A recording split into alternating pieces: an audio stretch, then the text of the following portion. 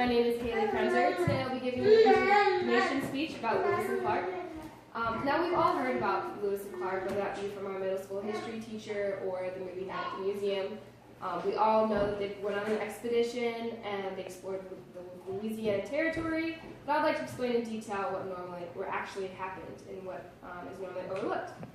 I'll be discussing the background of the expedition, the journey itself, and Sacagawea. Starting off with the background, it all started on January 18th, 1803, when Jefferson secretly asked Congress to fund the Corps of Discovery expedition.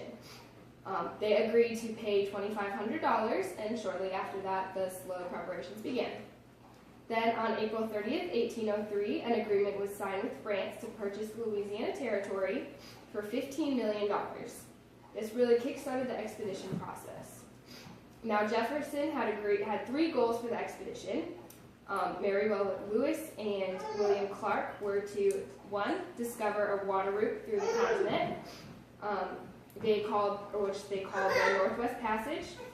They were to document the geography of the land, and they were to establish a good relationships with the Native American citizens or people who were already currently living in the Louisiana Territory.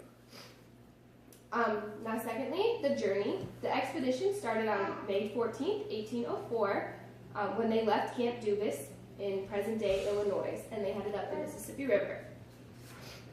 During the expedition, they stopped at numerous Indian tribes to establish good relationships for future trade, which was requested by Jefferson. On October 24th, 1804, they stopped to set up Fort Medellin in present-day North Dakota, where they would stay there for the entire winter.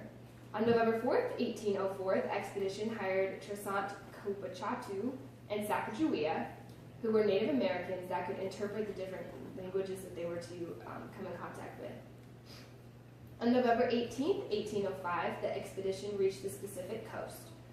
Then on December 7th, 1805, they stopped up to set Chapslop in present-day Oregon for the winter of that year. Then on March 23rd, 1806, they began the journey home. And finally, on September 23rd, 1806, they arrived back in St. Louis, Illinois. During the 28th month of the expedition, they traveled 8,000 miles, and they were, throughout the entire thing, they only lost one man, which was Sergeant Charles Floyd.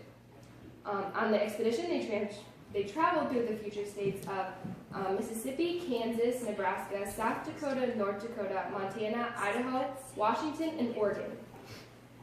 Now, lastly, I'd like to talk about Sacagawea. She was the wife of Toussaint Couchouteau, which was their interpreter. She was a very helpful guide to Lewis and Clark when it came to interpreting different languages. And she was the only female on the expedition, and throughout the entire journey, she actually carried her young boy on her back. She did have a difficult past, however. She was captured by a raiding party when she was a young girl, which took her to the prairie, where her future husband purchased her as his wife.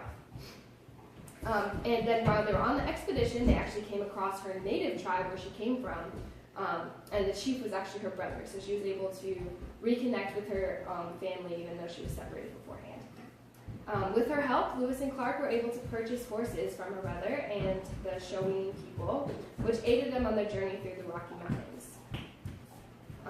And in conclusion, Lewis and Clark were never really able to find a water route through the continent. However, the expedition was a success, as they were able to create accurate maps of the Louisiana Territory, and they were able to create good relationships with the Native Americans for future trade.